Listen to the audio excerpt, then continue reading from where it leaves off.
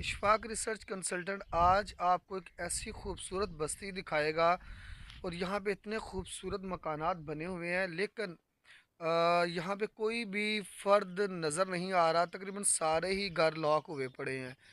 बस्ती वाले बस्ती छोड़ के जा चुके हैं, जा रहे हैं। लेकिन यहाँ की जो बस्ती है उसके एक एक घर की अलग खूबसूरती है। मैं आपको डिटेल में दिखाता